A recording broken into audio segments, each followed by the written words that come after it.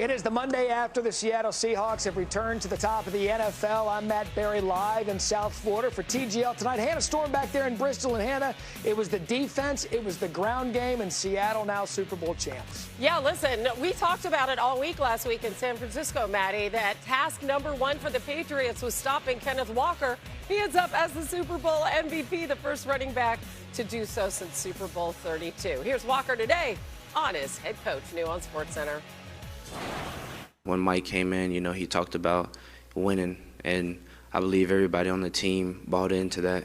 And, we built a brotherhood, a strong brotherhood, and, I believe that's really what got us here.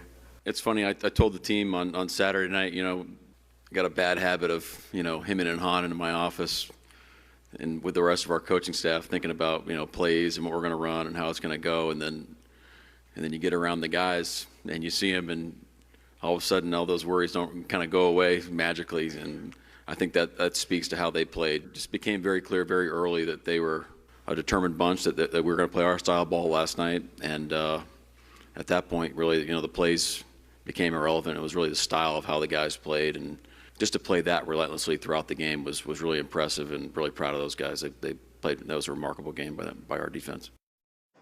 Yeah, and I think stylistically is a great way to put it by all of the Seahawks. As our Mickey and Minnie join us now from the happiest place on earth, Peter Schrager and Tim Hasselbeck joining us now from the handoff. Tim, I want to start with you. What did you make of Seattle's dominant defensive performance? They were incredible, Matt, and I think that my big takeaway is to look at the job that John Schneider, their GM, has done in Seattle. He clearly has had a plan in terms of the type of players that he wanted to bring there to be a part of that defense, prioritizing speed and length, and it showed up really throughout the season, but it showed up in the biggest game of the year as well. And so you just look at certain guys that they've drafted, like Nick Emmanwori. You look at guys, with length and speed. That stuff matters. And then you look at what they did in free agency in terms of targeting guys that have had success playing in the NFL to fit what they're going to do defensively. They did that with DeMarcus Lawrence. They did that with Ernest Jones. And so I think when you look at how they played on the field, it just was hit after hit when you look at guys that John Schneider has brought into that organization. And Schrag, such a huge part of their championship DNA is defense. As we know, they went to back-to-back Super Bowls with the Legion of Boom, winning their first one in 2013. How does the dark side of today compare to that Legion of Boom? Well, I'm here at Disneyland, Hannah, and there are a ton of Seahawks fans who have been blessed for two different generations of this defense. I think you could put it in that conversation based on what they did last night.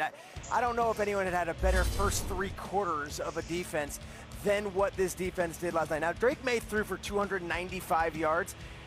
I don't know if I can go back and actually tell you about any of them. There was the Mac Hollins catch, and there was a touchdown, but that was a lot of garbage yards. They had 0 points the first three quarters. I would add this, and Tim, I think you could appreciate this. That Legion of Boom team obviously had some big names, but really at the strength, it was guys on that defensive line, the Cliff Avrils, the Michael Bennett's, and they just had waves and waves of them.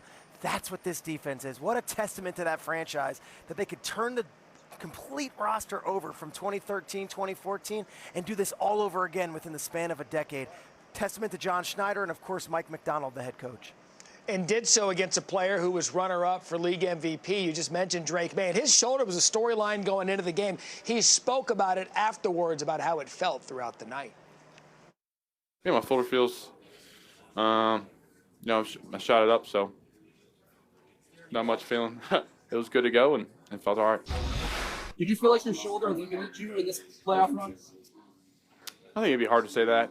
I was feeling good enough to be out there. If I'm out there, I wouldn't put the team in, harm's way to not be, myself, and just didn't make plays tonight. All right, so he shot it up. He admitted so after the game. And, Tim, I'm not a quarterback expert. I'm going to leave that to you. But it did appear on several throws that the zip we've seen out of Maye throughout the season wasn't there. What did you see?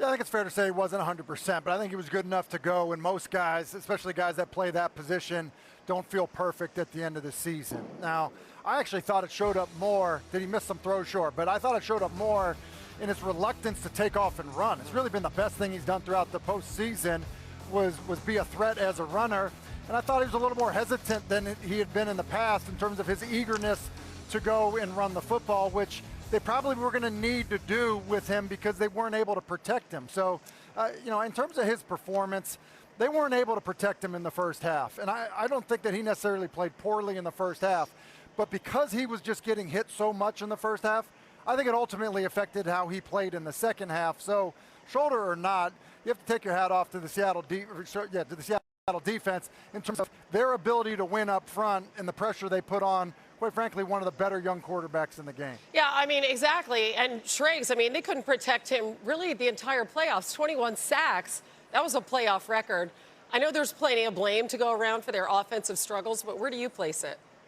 It's hard because I think they're so ahead of schedule. I don't think anyone would have looked at this roster before the season and said they were even a playoff contender, and now they're in the Super Bowl and we're trying to pick it apart. Look, of course, Will Campbell, as a rookie left tackle in the Super Bowl, got destroyed. But he had gotten destroyed the last few weeks also. The entire left side of the offensive line was something they targeted, and then the Seahawks were able to build their defensive game plan around that. Do I blame the fact that they have a second-year quarterback and a rookie left tackle who might be better suited playing guard on those players? No, I think it's outstanding that they got this far. They had a really good defensive performance in the wild card round against Herbert, the same against Stroud, the same against Jarrett Stidham. Eventually, though, the pumpkin showed up here, and it's like Cinderella, we're here, it makes sense. Like, it was going to happen eventually. You can't give up that many sacks, and these guys are so young and so ahead of schedule, I don't think they were necessarily expecting to be there. They are ahead of schedule, and I think when you look at their roster, or just look at the game last night, basically, other than Garrett Bradbury, I think every other offensive lineman was responsible in some form for a sack. So Wilson at left guard, Campbell at left tackle, the same thing happened on the right side of the offensive line. And so New England's going to have to look at it and say, yeah, did we probably exceed expectations in year one under Mike Vrabel? Absolutely. But how do we get better going forward? And I think what they're going to have to do is they're going to have to decide, does Will Campbell stay at left tackle, or the concerns in terms of his arm length, does that end up meaning that you have to kick him inside or do something else with him? That's a fourth overall pick. Yeah, no, I understand. I understand. But sometimes you might have to say, look, we have got to take our medicine, admit the mistake. The other thing I would say is, I think at receiver, I think they can upgrade at receiver. That will happen. So they're a team that if they want to compete in the AFC with the teams that in what they will face in this era with Vrabel and May, they're going to have to get better around May. They just will. And they did on the defensive side of the ball this past year. They showed improvement. They are ahead of schedule, but they will need to improve. It starts up front. And expectations set now. They're a Super Bowl caliber team. Now, did the schedule work out for them? Probably a little bit, but we'll see what they do in the offseason, you said, is they're going to be one of the teams to watch. One of the players to watch, Sam Darnold. 5th team in the NFL. The career arc is complete. The only player in that much ballyhoo draft class that has won a Super Bowl. Schrags, what did you make of Sam Darnold's performance last night? I followed Sam Darnold his entire career. So I knew him when he was on the Jets. I knew him when he was on the Panthers, of course, the 49ers, the Vikings, and now. And what I take away from it is we're so used to this cliche of the guy with the giant chip on his shoulder, and this is a revenge game. He doesn't have that bone in his body, and if he does, he doesn't wear it on his sleeve. Everything to Sam Darnold seems to be as if he's grateful for the opportunities. He learned at these different previous stops. And yesterday, in this moment where you thought there might be some sort of slam dunk on the Jets or some slam dunk on the Vikings, he takes the high road. And he says, no, I love my teammates. I love that it worked out. I'm so grateful for the opportunities to get here. Such a cool way to go about things. And to me, my takeaway is the humble superstar. God forbid we have that. I love the fact he approaches it that way. Listen, the humility, how about the grit and the mental toughness? You think about his journey, highly recruited kid coming out of high school, goes to SC, it's kind of a glamorous program that had just been churning out quarterbacks. Goes to the Jets and very publicly falls on his face and is told probably by everybody outside of his inner circle that he's not going to make it. And then is fighting for his career in Carolina and in San Francisco without really the opportunity that he probably feels like he can get.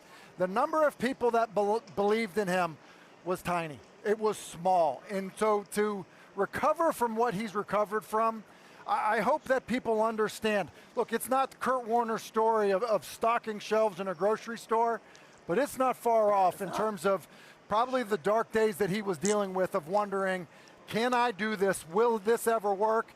And ultimately, he's a Super Bowl champion, which is absolutely wild. Yeah, look, a redemption story in and of itself. You could have been labeled a bust for most of your career. Now you're a Super Bowl champion. Peter Schrager, Tim Hasselbeck, they are 2 of Snow White's 7. We'll see you guys coming up in just a bit here. I think Schrags is way too tall for that. ESPN, Disney, and ABC for Super Bowl 61. It'll take place there, SoFi Stadium in Los Angeles. We've gone from the Bay to L.A., as we will do here tonight, TGL at the other SoFi here in Palm Beach Gardens. Cannot wait for the Super Bowl. Which team's going to be playing on Valentine's Day, by the way? I love you. Seahawks co-favorites with the Rams to be right back in California, according to DraftKings Sportsbook. The Bills, the AFC favorites, and Joe Brady's first season at the helm. Patriots have 13-1 odds to return to the game. As our sports betting analyst Tyler Fulgham with us now. And Fulgham, I just gave you the Super Bowl odds for next year between the NFC, Seahawks, they're one of them, the Rams are another one, Bills in the AFC. But I actually want to talk MVP odds now as we shift forward to next season. It's quite interesting when you take a look at who is leading that conversation, because right now it is Josh Allen plus 550, Lamar Jackson slightly behind him. Is there anyone, Tyler, you see as early value on to win the MVP? Well, yeah, Matt, I'm glad you're asking me about MVP, because if you can identify the MVP, you're likely identifying a team that's going to be in the Final Four, if not the Super Bowl. We saw Drake Maye there. We saw Matthew Stafford, the MVP, in the NFC title game against the Seahawks. I want to look at 2 names starting in the NFC with Jordan Love at 15-1. He's a player I think is providing value right now in February of 2026. Why? Last year during the regular season, second in EPA per play amongst all quarterbacks behind only Drake Maye. We know that the Packers season fell short of what they wanted, but Micah Parsons was hurt. He'll be back. That defense another year to gel around him, and Love another year to gel with those wide receivers. Another name is the name we most linked with the MVP award is Patrick Mahomes. He's got 5 of these on his shelf, 2 regular season, 3 Super Bowl MVPs. This season was a disaster for Mahomes and the Chiefs. I think if they can go get someone like a Breece Hall or maybe a Kenneth Walker to help him in the backfield and free agency, you could see Mahomes bounce back and win his 3rd regular season MVP trophy. I think the Chiefs are going to be playing the 2026 season with something to prove that last year was an aberration, and they are still in their dynasty window. Something to prove Patrick Mahomes is scary. So you're right. If you want to get some value, that could be there with Mahomes. Lock of the decade last night, by the way. I love prop bets in the Super Bowl. The under on the national anthem, no-brainer, hit. Cash money. What were some of the other props, Fulgham, you kept an eye on last night that hit? All right, let's start with a fan favorite, the coin toss, of course. Joe Montana flipped a winner for heads. Bettors at minus 103 odds there. Heads is hitting 29 of the 60 Super Bowls. Remember, there's no edge there, guys. It's a literal 50-50 proposition. The first touchdown, which didn't happen until the 4th quarter, tight end A.J. Barner of the Seahawks, giving Seattle a 3-possession lead, cashing 12-1 tickets for anyone who backed him to be the first to find the paint. A few drives later, Drake Maye threw a pick to Julian Love. Maye was minus 130 to throw an interception, and Love was 8-1 to have a pick, something my buddy Joe Fortenbaugh predicted on this show last week. Way to go, Joe. Another fan favorite, of course, what will be the Gatorade color doused on the winning head coach? Some late money came in on the yellow lime green option at DraftKings, which closed at even money, and that's what you see Mike McDonald getting doused with there after the Seahawks clinched. Finally, Kenneth Walker taking home the Super Bowl MVP with odds of plus 850. If you went back to before the wild card round started, though, you could have got Walker at 45-1 to be the Super Bowl MVP. And after the Zach Charbonnet injury, he was awesome in the playoffs for the Seahawks. Probably, like I said, made himself a lot of money in free agency, Matt. He sure did. Fun stuff, Tyler. Thank you so much. Hey, speaking of your Super Bowl MVP, let's go by the numbers on Kenneth Walker's Super Bowl performance. The 5th offensive player to win Super Bowl MVP while not accounting for a touchdown, either scoring one or throwing one in the game. He joins Joe Namath, Fred Biletnikoff, Deion Branch, and Julian Edelman. Meanwhile, Walker got the offense going when the passing game was really struggling in the first half. His 94 first-half rushing yards, second most for a player before halftime in Super Bowl history. He is the 7th running back, actually, to win Super Bowl MVP, but the first since Broncos tailback Terrell Davis claimed it in Super Bowl 32 when they beat the Packers. Coach Herm Edwards is with us, and I got to say, Coach, you called it yesterday because you said the key to this game for the Patriots was going to be able to stop Walker and then make Sam Darnold beat them. Obviously, from the get-go, They couldn't stop this man. Why not? Well, it starts with their offensive line, Seattle's offensive line. They dictated the terms of how the game was going to be played, and they went right at them. There was no fair dodging. We're going to run the football and see if you can stop this, and obviously they were very successful. Walker, he's a tough guy to get down on the grass. I mean, he's physical. He's not very big. He's got a big old body on his legs and his thighs, and they couldn't tackle him. And this obviously helped Sam Darnold, and they control the game when you think about it. You can run the ball like that, you control the game. I mean, he had 77 yards after contact, which was the second most in Super Bowl history. All right, let's go on the flip side. What told you right away this was going to be a long day for the Pats? Oh, they couldn't block the front. They couldn't block that four-man front. They were outmatched. This is a physical defense. They knew it going in, and you could tell after the first series or two, when you see the line of scrimmage change like that, poor Drake Maye, he had no shot. He had no shot. I mean, he had been sacked going into this game already 15 times. They hit him a bunch. They sacked him. I mean, look, it's not Drake Maye's fault. This offensive line is young, especially on the left side of it. I'm talking about, obviously, the Patriots. They were just outmatched. Some of his third down throws were really bad, though. Were really off. They didn't score any points on the first 10 drives of the game, so. When they're hitting you like that, Hannah, you're probably not going to be very accurate. Exactly. Coach, love it. It's been a great football season with Thank you. Thank you, my friend. Everybody else was taking the Seahawks. In the headlines, you knew they were going to be out. Seattle Times redemption, that's in one of them from Seattle this morning. The morning after is everyone in the Pacific Northwest celebrating. And the other one, maybe the most appropriate, domination with the D outlined on its own, because it's exactly what it was as we go back to the most magical place on earth, Disneyland, all a part of today's handoff for ESPN. Show's been out there throughout the afternoon. And Schrager joining us now. And look, it's hard to repeat, Peter Schrager. So how are the Seahawks set up to do so, even with losing Clint Kubiak, who will be the head coach of the Raiders? Look, they bring back most of their players. And here's the real question when Kubiak is going to Las Vegas. Is he taking any of those coaches with him? A lot of times you get something called the brain drain. When you win a Super Bowl, all the assistant coaches get promoted. They get to go to different places and explore. Can Kubiak recruit and take guys? Will he take other people? I look at names like John Benton, the offensive line coach, one of the most respected in the league. Jake Peets, his passing game coordinator, one of the best. Andrew Janoko, one of the top quarterbacks coaches. Do they stay and maybe get elevated in Seattle, or do they leave? But you're asking me if the Seahawks can repeat. Folks, do you think the Seahawks can repeat this next year? Who am I? Who am I? They're very passionate, Matt. I'm just one man's opinion. They tell me yes. Schrager asking the hard-hitting questions with fans in Seattle jerseys all behind him. Hey, the season's over, okay? So we have to do an appropriate finish, too, for Pete's sake. So the season finale, give it to us, sir. Number one, the first thing I want to sound off on, Sam Darnold's journey was just absolutely awesome. Can we take a second to just go through what this guy, his career is taking? And then the fact he threw no interceptions in the playoffs. After everyone waiting for the other shoe to drop, I absolutely love the fact that he was flawless when it mattered most. Even putting to rest any of that nonsense where just wait, he'll see ghosts. He didn't see ghosts, he saw the Lombardi last night. Number two, hey, this is where I get a little bit, if I'm a Seahawks fan, I got a chip on my shoulder. I wake up this morning, I'm thinking Seahawks, Seahawks, Seahawks. I go to the old DraftKings app, and what do I see? The Rams are favored in the NFC West for next season. The Rams, who they beat 2 out of 3 times, who fell short. The Vegas books, they all love the Rams. Already the Seahawks are being disrespected after one of the greatest defensive performances we have ever seen in a run. Nope, not good enough. And number 3, maybe my greatest for Pete's sake moment on this show, guys, on SportsCenter.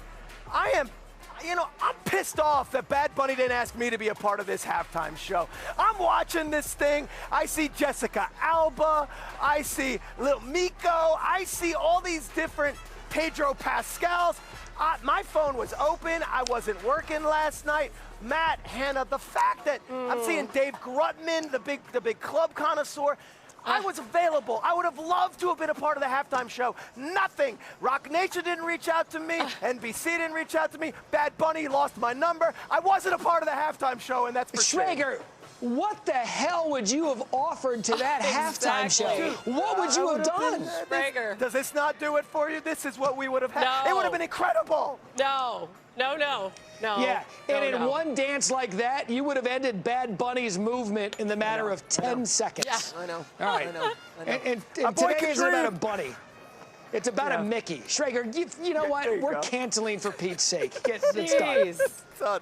A great scene from the Hawks winning locker room after taking Super Bowl 60 and Sam Darnold's redemption story. Wow.